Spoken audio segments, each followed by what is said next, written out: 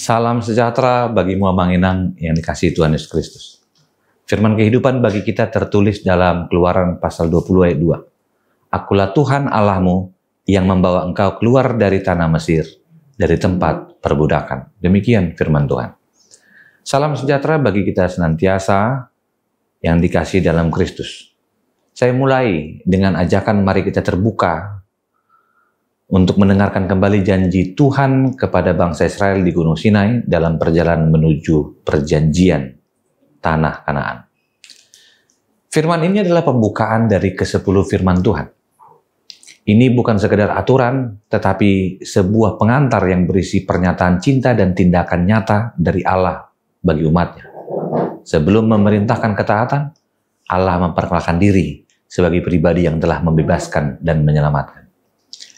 Suatu waktu ada seorang anak kecil yang terperangkap dalam sumur yang gelap dan dalam. Anak itu ketakutan, putus asa, merasa tidak ada harapan. Tiba-tiba datanglah seseorang yang dengan susah payah menariknya keluar, menggendongnya dan membawanya pulang ke rumah. Orang itu tidak hanya mengeluarkan si anak, tetapi juga merawatnya, memberinya makan, dan memberinya tempat yang aman. Setelah semua pertolongan yang luar biasa ini, orang itu berkata kepada si anak, "Anakku, janganlah kamu mengabaikan atau melupakan aku. Jangan pernah menganggap pertolongan orang lain lebih berharga daripada pertolongan yang kuberikan." Bagaimana perasaan si anak? Tentu ia akan menuruti perkataan orang itu dengan penuh rasa hormat dan terima kasih. Bukan karena paksaan, melainkan karena cinta dan rasa syukur yang mendalam. Ilustrasi tadi mirip dengan apa yang Tuhan lakukan bagi bangsa Israel. Mereka adalah budak yang menderita di Mesir. Mereka diperlakukan dengan kejam, tidak memiliki harapan dan hidup dalam perbudakan yang menyakitkan. Lalu Tuhan datang, membuka jalan di tengah Laut Merah, menenggelamkan musuh mereka, membawa mereka ke padang gurun menuju tanah perjanjian. Sekarang ia memberi janji penyertaan dengan nama yang berotoritas, akulah Tuhan Allahmu. Abang Inang yang dikasihi Tuhan Yesus Kristus. Tuhan tidak meminta Israel menyembahnya karena ia berkuasa saja, tetapi karena ia telah membuktikan kasihnya melalui tindakan nyata. Firman kehidupan ini mengingatkan kita, adanya identitas Allah yang adalah penebus. Akulah Tuhan Allahmu. Adalah pernyataan tentang hubungan pribadi. Allah kita bukan Allah yang jauh, melainkan Allah yang peduli dan terbuka dan mau berinteraksi dengan kita. Yang kedua, karya penyelamatan yang nyata. Dikatakan yang membawa engkau keluar dari tanah Mesir, dari tanah atau tempat perbudakan. Kata perbudakan tidak hanya merujuk pada penderitaan fisik, tetapi juga jerat dosa yang membuat kita terikat dan jauh dari kehendak Allah. Tuhan membawa kita keluar dari kegelapan dosa menuju terang kasih-Nya.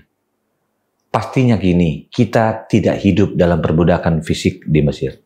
Tetapi kita sering kali menjadi budak dari hal-hal lain. Kita bisa menjadi budak dari kekhawatiran, di mana merasa tidak pernah cukup, takut gagal, cemas akan masa depan. Yang kedua, ketergantungan, keterikatan pada media sosial, validasi dari orang lain, termasuk harta benda, dan kemungkinan ada yang masuk dalam ketamakan duniawi. Yang ketiga, terperangkap dalam dosa, dalam kebiasaan buruk yang merusak dan menjauhkan kita dari Tuhan.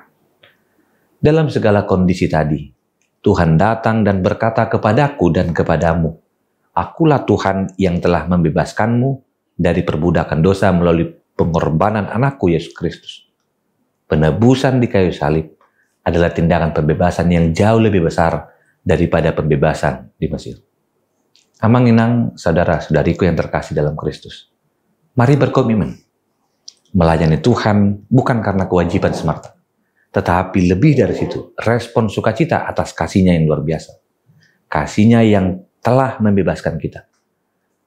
Saya akhiri renungan firman kehidupan hari ini. Mari kita renungkan dalam hati kita. Apa Mesir dalam hidupmu yang telah Tuhan bebaskan? Dan bagaimana tindakan pembebasan itu mengubah caramu menyembah dan mengasihi Tuhan Allah saat ini? Demikianlah dengan perayaan HKBP Menteng dalam penyertaan Tuhan selama 70 tahun. Apa dan bagaimana komitmen pelayananmu membesarkan Tuhan yang telah berjanji menyertai dan memberkatimu.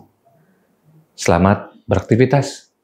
Tuhan mengasihi kita. Amin, kita berdoa. Terima kasih Tuhan untuk penyertaan-Mu.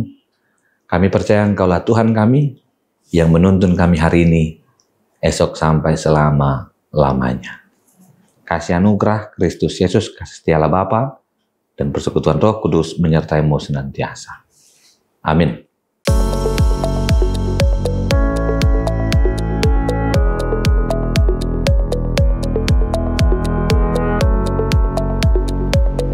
Pada tanggal 11 Oktober 2025 ini akan dilaksanakan ibadah pengucapan syukur 70 tahun HKBP Menteng.